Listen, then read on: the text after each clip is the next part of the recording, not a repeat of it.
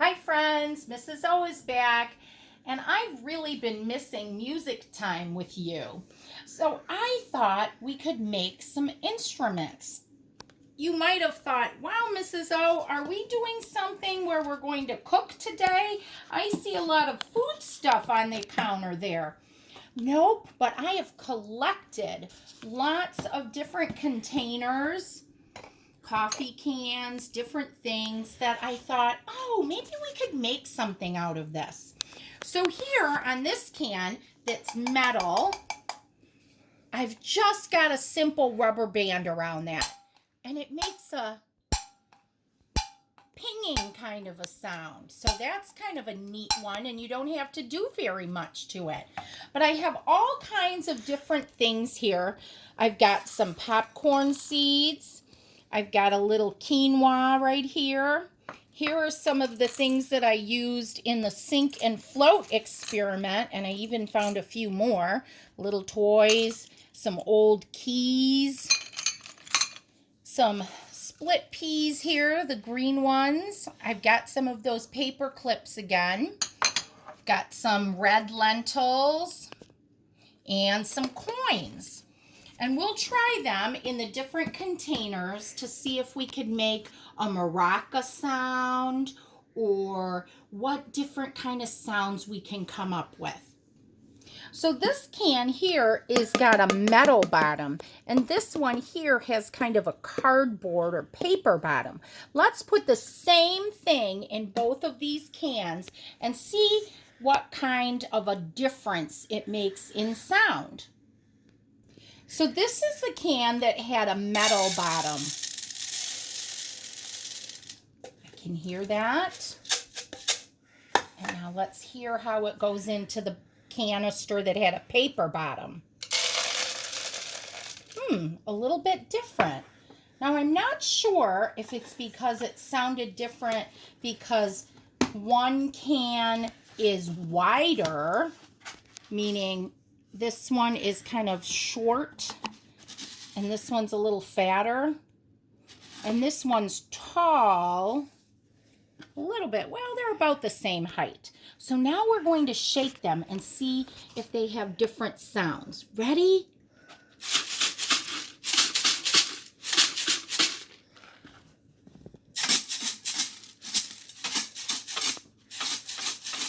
Oh, a little different, a little different.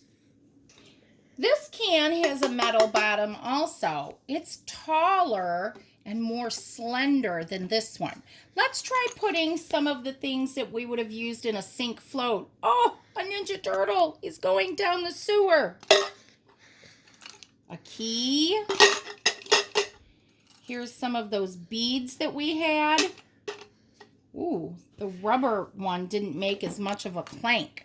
I'm going to try and put that cap back on. My trusty assistant. I don't have a third hand. And let's hear this shaking sound. Oh, those harder items make a higher sound on the metal bottom. I like that. So this can has a metal bottom also, and I'm just putting some coins in there from my change purse. That does make a ringing sound. I'm going to put the cap on and see if we could shake this one back and forth and get some music.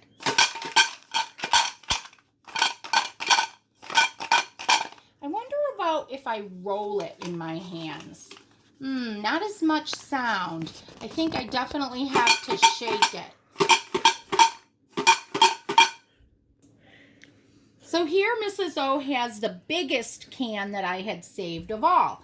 That one had coffee in it. And this can is metal all the way around. It's metal on the bottom, it's metal on the sides, and then it has a plastic top. So some of the other cans just had metal bottom, but the middle part of it was cardboard. So we're going to put this quinoa in there. And we don't typically waste food like this, but we're all home and we're trying to have fun and do some exciting things and different things. So I'm going to hold the can up and listen for the sound. Ooh. like that sound. It almost sounds like when maybe it's raining. Maybe you've gotten a rain stick from a museum before with one of your parents or grandparents. Now let's see what kind of sound it makes when we shake it. Ooh, whoa, I was touching the bottom. Let me see. It makes a soft sound now. So when we pour it in, it made kind of a louder sound. Now it's making a softer sound. And when I turn it different ways, I like that. I wonder what would happen if I used one of my little spoons. Now this spoon's made out of rubber. I don't know if it's okay to use a metal spoon or not, but I thought this would be safe.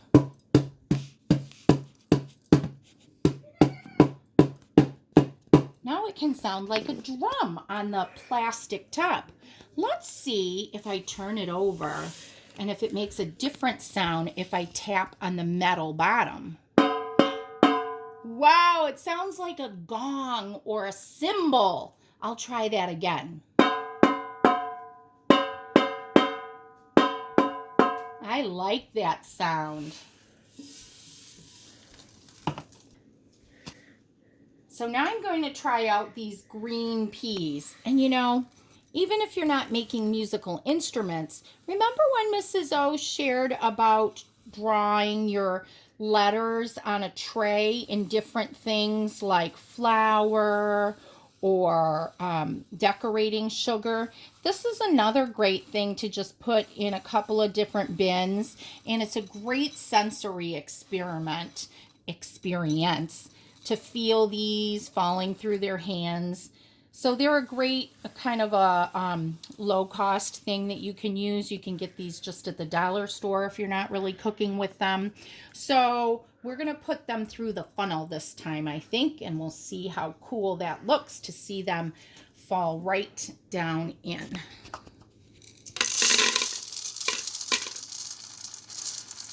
Uh-oh, I think they got stuck. There were so many in there that they got stuck in the bottom of the funnel. We'll have needed to get a bigger funnel, but we can still pour them in this way. Now listen for the sound. Wow, that sounds like popcorn when it's popping to me.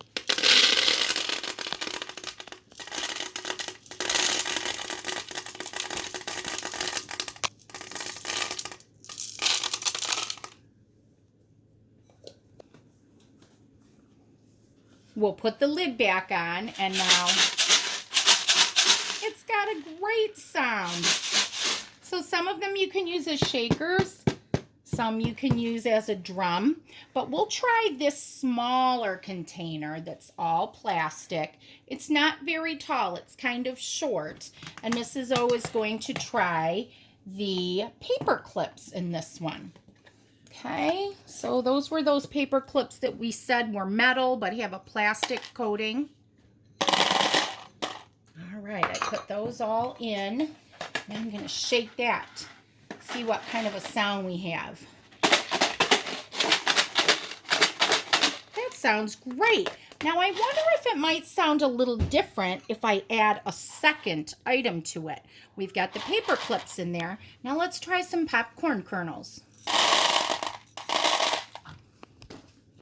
We'll give it a shake. Got to make sure that the cap is back on, though.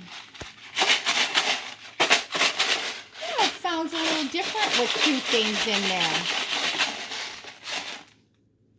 Okay, so the last thing I thought we would try out is making a little kazoo. And you might have done this before. I've got a paper towel tube here. And I'm going to cut it in half because it seems like the shorter it is, the better sound that it makes. So you can also, of course, use a toilet paper tube as well, which I'm sure we have a lot of those around the house right now. So it seems to me that the wax paper works best versus the stretch and seal or the press and seal. So we're going to just use some regular old wax paper that you have around your house. And a mom or dad should definitely help you with all of these things.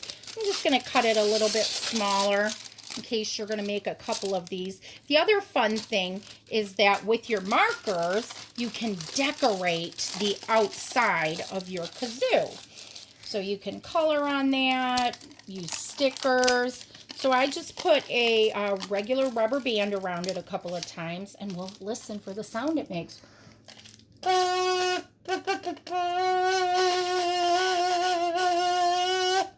It's kind of a vibration sound. That's kind of a neat sound.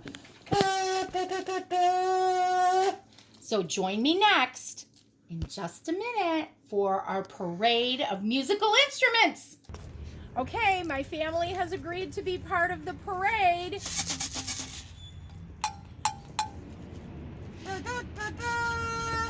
So enjoy our parade, and I hope you try to do some of these things at your home too. Ready, set, go!